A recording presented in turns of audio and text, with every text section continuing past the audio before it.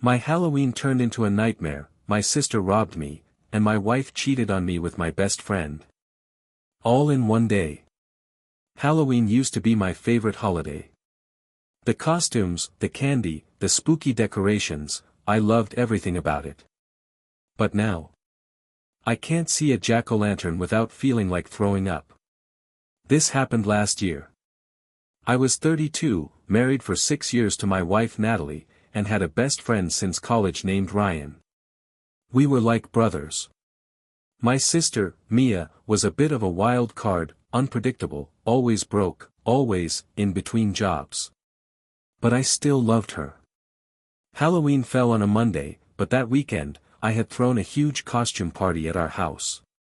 My wife was excited, she dressed as Catwoman, and I went as a zombie police officer. Ryan came as a vampire, of course. Mia didn't dress up, but showed up late and already drunk. I shrugged it off. Everything seemed normal. People were drinking, laughing, and dancing. Around midnight, I noticed Ryan and Natalie talking in the kitchen alone. I didn't think much of it at the time, we were all friends. But then I caught Mia sneaking into my bedroom upstairs. I asked what she was doing, and she said she needed a place to lie down. Again, I let it go. I was trying to be a good host. By 2 a.m., the party was dying down. Mia had left already. Natalie had gone to bed early, or so I thought. Ryan was nowhere to be found. The next morning was when the nightmare began. First, I noticed my safe was open. It wasn't forced open, it was unlocked. I kept a few $1,000s in cash in there, a couple of watches, and an old coin collection my grandfather gave me. Gone. All of it. I was panicking. I confronted Natalie. She said she didn't even know I had that stuff in the safe. But Mia knew.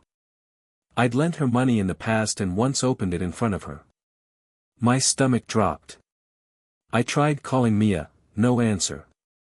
Then I checked the guest room. Sheets were rumpled, window slightly open. I called her again. Still nothing. Then I looked at the security camera I had in the hallway near the bedroom. At 2:37 a.m., Mia can be seen walking out with a backpack that looked way too full for a short visit. I couldn't believe it.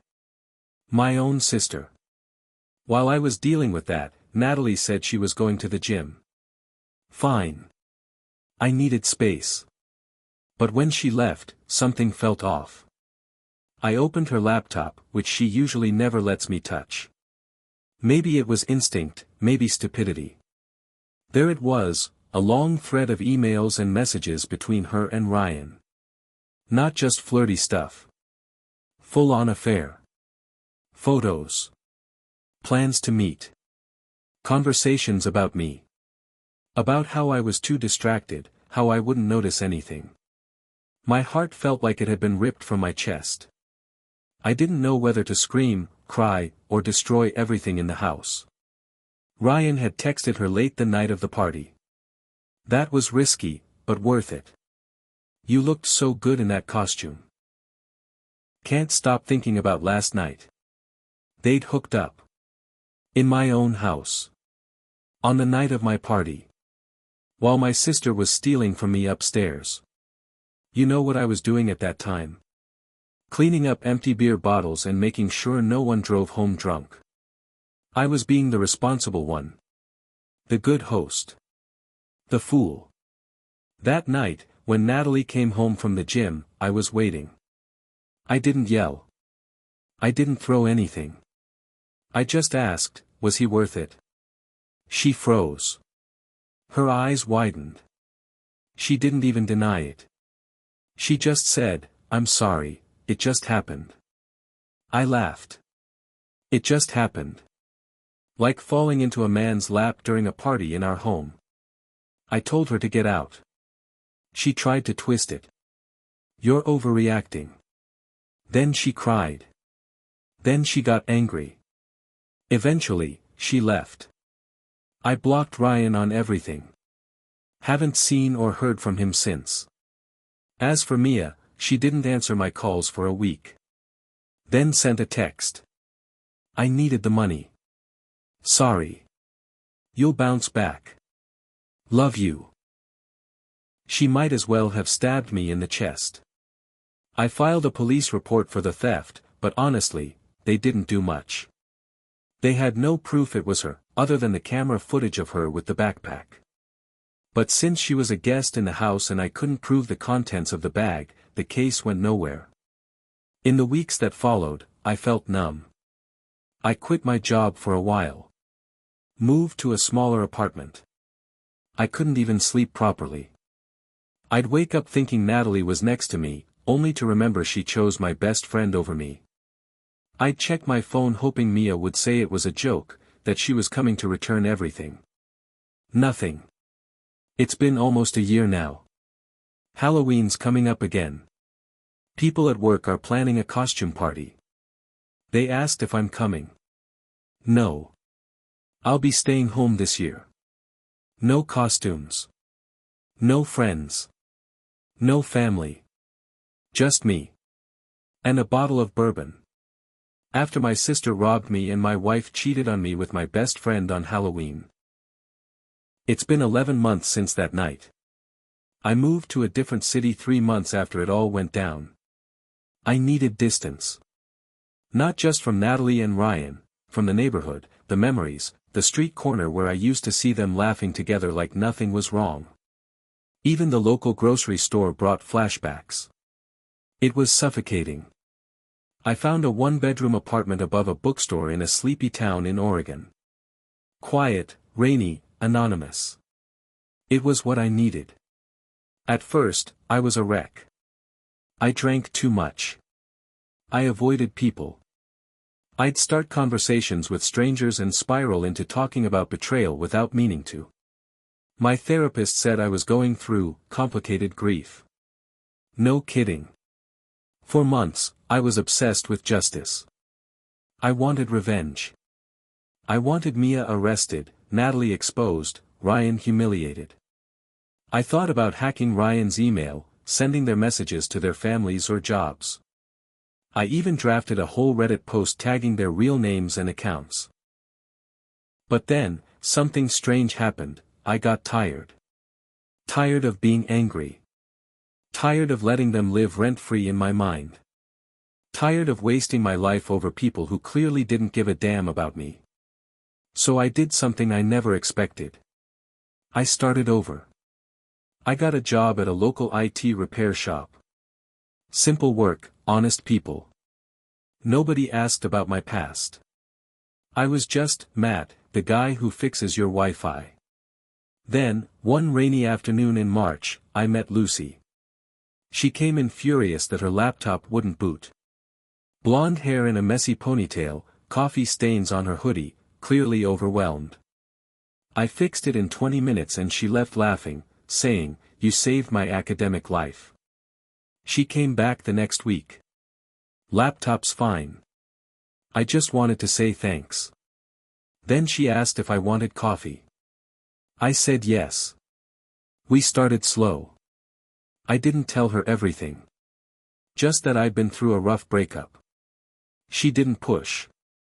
She was gentle, funny, unpretentious. A literature major who quoted Shakespeare and binge-watched horror movies. Halloween came up once, I froze, then lied and said I didn't celebrate it anymore. She didn't ask why. By June, we were dating. Nothing serious yet, but real. Real enough that I smiled again without faking it. That I could sleep through the night. That I didn't flinch every time someone said cheating or family. And then, on July 8th, Mia showed up. Unannounced.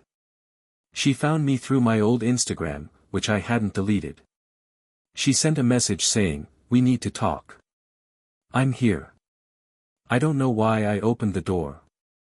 Maybe curiosity. Maybe closure. She looked broken.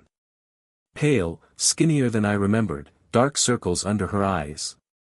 She had a bruise on her arm and a nervous tremble in her hands. She started crying the second she saw me. Said she was sorry, said she needed help, said she'd been with a guy who turned abusive, said she didn't even keep the money, he took it all. Said she missed me. That I was the only family she had left. I didn't say a word for 5 minutes. Then I asked, "Why did you do it, Mia? Why that night? Why me?" She didn't have a good answer. She just kept saying, "I thought you'd forgive me. You always forgave me." I didn't. I told her she could stay in a motel, and I'd pay for 2 nights. But that was it. I gave her the number of a women's shelter and shut the door. I haven't heard from her since. And then, as if the universe wanted to throw me one more curveball, Ryan emailed me. 2 weeks ago. A long message. No greeting, no subject line. Just, "I know you hate me. I hate myself too. Natalie left me 6 months ago. Turns out I was just a break from responsibility for her. She went back to her ex, actually. I've lost most of my friends. I just wanted you to know, you didn't deserve any of it. I'm sorry, man. I'm sorry I was weak. I'll live with it." I didn't respond. What would I even say? Good. Suffer. Too little, too late.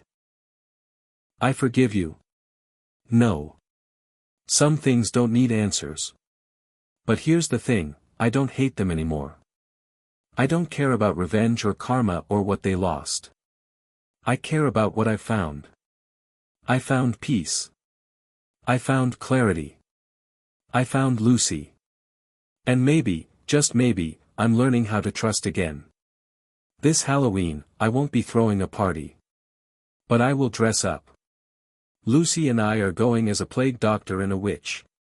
We'll hand out candy to the neighborhood kids. We'll carve pumpkins. We'll watch bad horror movies and eat too much popcorn. And maybe, just maybe, I'll finally love Halloween again. Another knock on the door. My wife came back after destroying my life last Halloween. It happened on October 22nd. 11 days before Halloween. I was making dinner, Lucy was on her way over, bringing her dog and a stack of horror DVDs we'd rented for the weekend. I had just pulled a tray of baked ziti out of the oven when I heard a knock on the door. I wasn't expecting anyone else. When I opened it, I froze. It was Natalie. Hair shorter, makeup minimal, a faint scar near her lip I hadn't noticed before. She looked older. Not physically, but like life had crushed her in a way I didn't recognize. She wasn't wearing her usual expensive perfume, no designer bag. Just jeans and a gray hoodie. "Hi, Matt," she said. My first instinct was to shut the door. Instead, I stepped outside and closed the door behind me. "What do you want?" She took a deep breath, blinking back tears. I needed to see you. Just once. I don't expect you to forgive me. I don't even expect you to talk to me. I owe you something." She pulled out an envelope from her pocket and held it out. I didn't take it. Inside is a letter. I wrote it weeks ago. It explains everything. Why I did what I did. What happened after. I'm not here to ask for another chance. I'm not here to beg. I wanted to give you something that was finally honest. I didn't say a word. She added, quieter, "You deserved honesty. Even if it's late." She placed the envelope on the porch railing and walked back to her car without another word. I stood there for a full minute, staring at the envelope. Then I picked it up, went inside, and set it on the kitchen table. Lucy arrived 20 minutes later. I didn't tell her right away. I didn't want to ruin the night. We had dinner, laughed at how terrible The Grudge 3 was, and by midnight she was asleep on the couch with her dog curled at her feet. Only then did I open the envelope. The letter, excerpt. Matt. I know I have no right to ask anything of you. You gave me years of your life, your love, your trust, and I shattered all of it in one night. But what you don't know is that I had already ruined everything long before that Halloween. I was unhappy. Not because of you, but because I didn't know how to be honest about who I was. I wanted freedom, chaos, drama. I thought Ryan gave me that. I confused excitement for love. And when I crossed the line, I didn't just betray you, I betrayed the part of myself that still loved you. Ryan and I didn't last. Of course we didn't. He was never who I thought he was. And I was never what he needed either. 6 months in, we hated each other. I left him. I moved back in with my mother. I've been in therapy ever since. You probably think I got what I deserved. Maybe I did. But what hurts more than anything is knowing I destroyed the one person who truly saw me. And not just saw me, you stood by me for years. You protected me even from myself. I will never forgive myself for what I did to you. And I will never stop being sorry. This isn't a plea. It's a confession. And a goodbye. Happy Halloween, Matt. I hope you smile this year. Natalie. I read it twice. Then a third time. Not because I wanted to. But because I needed to believe it wasn't manipulative. And strangely, it wasn't. There was no hook. No angle. No invitation to call her. It was honest, raw, sad. I didn't cry. I didn't rage. I just folded the letter, put it in a drawer, and went to bed. The next morning, I told Lucy. Everything. I told her about the party, the cheating, the theft, the letter. I expected her to pull away, to say it was too much, too complicated. But she didn't. She sat beside me and said, "You don't have to pretend none of it happened. You just have to stop letting it own you." That was it. We didn't talk about Natalie again. On Halloween night, Lucy and I handed out candy dressed in our costumes, and for the first time since everything fell apart, I laughed. Deep, real laughter. The kind that heals something inside you. Later that night, as we watched Poltergeist and the wind howled outside, I thought of Natalie. I thought of Ryan. I even thought of Mia. I hoped they were warm, safe, and maybe, just maybe, healing too. But that part of my life. It's over. I thought I closed that chapter, then I saw my sister again by pure chance. It had been over a year since Halloween ruined my old life, and rebuilt my new one.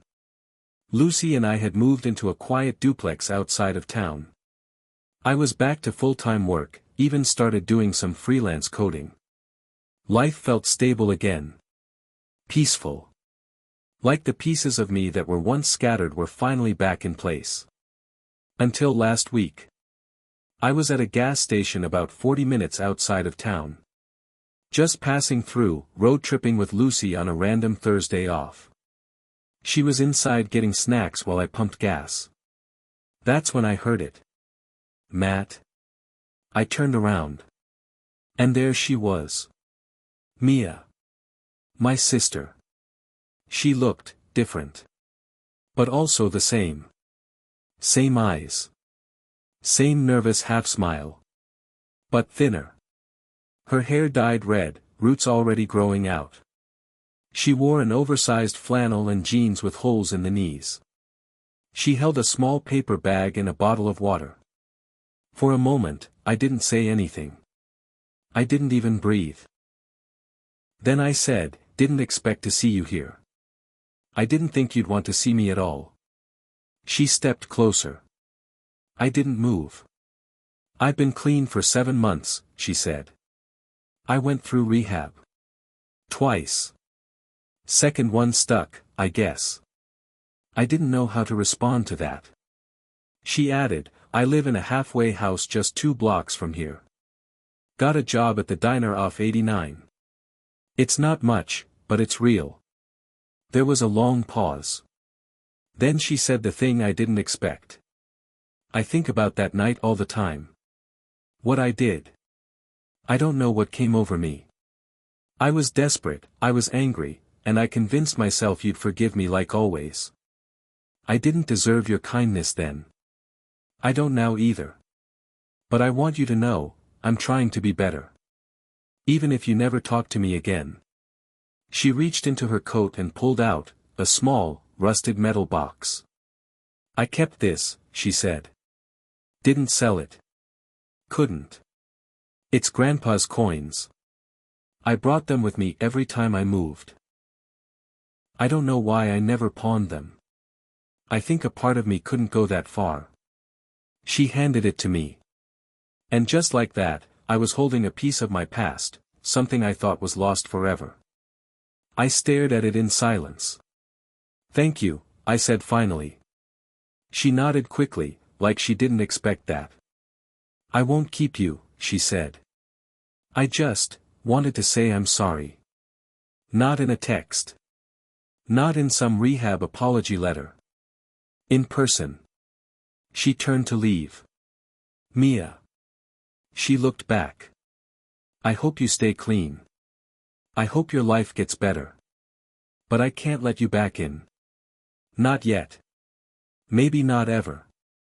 Tears welled up in her eyes, but she smiled. I didn't come back to be your sister again. I came back to stop being your enemy. She walked away. Got into a beat-up Toyota and drove off. Lucy came out a minute later, confused. Who was that? My sister, I said. Everything okay?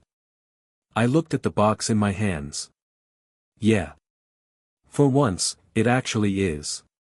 Later that night, I opened the box. The coins were all there, dusty, but untouched. I cleaned them, lined them up on the kitchen counter. I smiled, remembering how Grandpa used to show them off like they were treasure from a sunken ship. Lucy leaned over and said, "They're kinda ugly." "They're priceless," I said. I ran into Ryan today, and I finally said what I needed to say. It happened at a coffee shop. Random Tuesday. I was just grabbing an espresso before work. I turned around with my drink and nearly dropped it. Ryan. He looked up from his laptop, pale, unshaven, thin. His eyes widened when he saw me. Like he'd seen a ghost. "Matt," he said, barely above a whisper. I didn't say anything at first. Just stared. The man who ruined my marriage. My oldest friend. My traitor. He stood up slowly, unsure. I didn't expect, "Look, I know you probably hate me. I just want you to know I'm." "I don't," I cut him off. He froze. "I don't hate you. Not anymore. You're not worth it." That hit him harder than yelling ever could. I added, "I've moved on. I hope you do too. But whatever we had, it's gone." He nodded. Silent. Ashamed. I turned, walked out, and didn't look back. I didn't need revenge. I didn't need closure. I had peace.